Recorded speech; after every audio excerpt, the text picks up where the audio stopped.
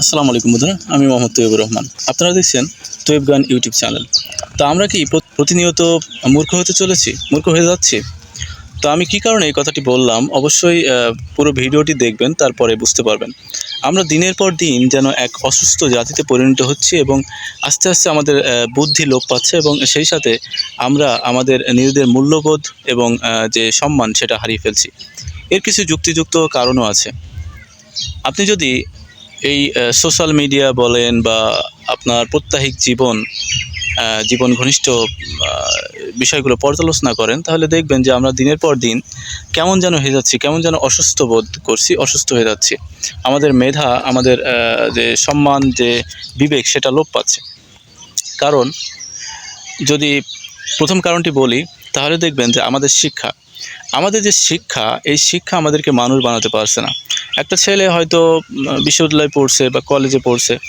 তো আজ থেকে ২০-২৫ বছর আগের যে লাইফ, সেটা যদি আপনি ইনভেস্টিগেশন করে দেখেন, তাহলে দেখবেন যে একটা ছেলে যখন কলেজে পড়ে বা একটা ছেলে ইউনিভার্সিটি পড়ে, তখন তার ইমেজ, তারপর তার সম্মানবোধ বা তার যে মূল্যবোধ, সামাজিক যে মূল্যবোধ, সেটা কিন্তু অটুট ছিল। এবং আমরা যখন মুরব্বিদের দেখতাম, তখন কিন্তু তাদের সালাম দিতাম এবং একজন যোগ্য মানুষ, একজন শিক্ষিত মানুষ দেখলে কিন্তু তাকে সম্মান করতাম। তো বর্তমানে হয়তোবা শিক্ষার অগ্রগতি হচ্ছে, শিক্ষার যে হার সেটা বাড়ছে, কিন্তু সম্মান পাওয়ার যোগ্যতা বা সম্মানের যে হার সেটা কিন্তু কমছে।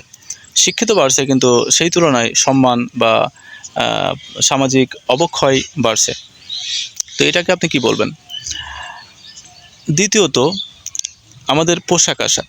আমাদের প্রত্যাহিক চলার বা প্রত্যাহিক আমাদের লাইফ লিড আমরা যা করছি, দেখবেন যে প্রত্যেকেই যেন কেমন যেন অসুস্থ হয়ে যাচ্ছে এবং আমাদের বিবেক বুদ্ধি সবই লোপ পাচ্ছে। যার কারণে ছোট, ছোট পোশাক আমরা পরছি এবং আমাদের দেহ বা আমাদের শরীরকে প্রদর্শন করছি। বিশেষ করে মেয়েদের বলছি। মেয়েরা অনেকেই দেখবেন যে আ অনেক বেশি শিক্ষিত বা অনেক মার্জিত বা অনেক উচ্চ ডিগ্রিধারী যেসব মহিলা, তারা কিন্তু তাদের শরীরকে প্রদর্শন করছেন এবং যুবকদেরকে আকৃষ্ট করার একটা প্রবণতা তাদের ভিতর লক্ষ্য করা যায়। তো তাদের যে শিক্ষা, সে শিক্ষা পারছে না তাদেরকে সঠিক মূল্যবোধ জাগ্রত করতে। যার কারণেই তারা হয়তোবা টাকা পয়সা আছে, সামাজিক মূল্যবোধ আছে। তো তারপরেও দেখবেন যে তারা তাদের দেহকে প্রদর্শন করতে ভালোবাসে। তারা সেই আ উম প্রাচীন সৌদি আরবের যে মূর্খ জাতি ছিল, তাদের মতন হয়ে যাচ্ছে। তো তৃতীয়ত আমাদের যে দায়বদ্ধতা। সমাজের কাছে আমাদের কিছু দায়বদ্ধতা আছে। আমরা অনেকেই লেখাপড়া জানি, অনেকেই শিক্ষিত হয়ে উঠছি দিনের পর দিন উচ্চশিক্ষায় শিক্ষিত হয়ে উঠলেও সমাজের প্রতি আমাদের যে দায়িত্ব, আ সামাজিক যে রীতিনীতি, সামাজিক যে কৃষ্টি কালচার বা সামাজিক যে সম্মানবোধ প্রদর্শন, সেটা থেকে কিন্তু আমরা বিচ্যুত হয়ে গেছি এবং আমরা আমাদের যে গ্রাফিটি, সেই গ্রাফিটি নিয়ে কিন্তু দিনের পর দিন আ যে আমরা প্রত্যাহিক জীবন লিড করছি এবং যার কারণে আস্তে, আস্তে মানুষের ভিতরে যে মূল্যবোধ এবং যে একাগ্রতা, যে সম্পর্ক, সেটা কিন্তু বিনষ্ট হচ্ছে এবং সামাজিক যে ইউনিটি, সেটা কিন্তু বিনষ্ট হচ্ছে এবং সমাজ আস্তে, আস্তে ধ্বংসের দিকে এগোচ্ছে এবং সেটা আমরা চোখ মেলে দেখছি এবং তার পেছনে আমাদের যুক্তিযুক্ত কিছু কারণও আছে, যেটার দায়বদ্ধতা আমরা স্বীকার করি না। তো চতুর্থত চতুর্থত কিছু মানুষ ইসলাম ধর্মের উপর জন্মগ্রহণ করলেও তারা ইসলাম বিদ্বেষী। আমরা জানি যে ইসলাম এমন একটি জীবন ব্যবস্থা যেটা মানুষকে গরু থেকে মানুষ বানায়, পশু থেকে মানুষ বানায়।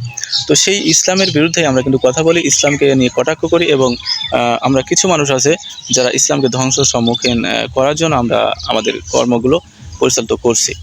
তো এই যে সম্প্রতি গত ৪ দিন আগে আসাদ নূর নামে একটা ব্লগার, তিনি একজন নাস্তিক বলা ঠিক হবে না, কারণ শুধু তার দেখছি যে মুসলিম ধর্মের প্রতি বিদ্বেষ। তাছাড়া অন্যান্য ধর্মের প্রতি কিন্তু তার কোনো বিদ্বেষ নেই। তো মানে কোথাকার কোন ২ হুজুর তিনি ইসলাম ধর্ম ত্যাগ করেছেন। তারা ইসলাম ধর্ম ত্যাগ করেছেন। তো তিনি ঢোল পিটিয়ে সোশ্যাল মিডিয়াতে তাদেরকে প্রদর্শন করছেন। তাদেরকে লাইভে আনছেন, এনে তাদের বয়ানগুলো প্রকাশ করছেন। তো আমরা যদি আমাদের ইসলামিক নীতিবোধ বা ইসলামিক যে সম্মান বা ইসলামিক যে কৃষ্টি কালচার, সেটা যদি পর্যবেক্ষণ করি, তাহলে আমার মনে হয় না যে একজন প্রকৃত মুসলিম সে কখনো অন্য ধর্মে দীক্ষিত হতে পারে। তো আমার মনে হয় যে এই ২ জন যাদেরকে প্রদর্শন করেছেন আসাদ নূর, তাদেরকে সাজিয়ে এনেছেন। তারা প্রকৃত মুসলিম নয়। তো এই যে আমাদের মুসলিম সভ্যতাকে বিনষ্টের জন্য আমরা নিজেরাই দায়ী। আমরা নিজেদেরকে সেইভাবে প্রতিষ্ঠিত করতে পারিনি বা গঠন করতে পারিনি যে আমাদের ইসলামটাকে ভালোভাবে সমাজে প্রসার করতে বা সমাজের মানুষদেরকে ইসলাম সম্পর্কে সচেতন করার সেই লক্ষ্য বা সেই পর্যন্ত আমরা যেতে পারিনি। তো এটা আমাদের ব্যর্থতা।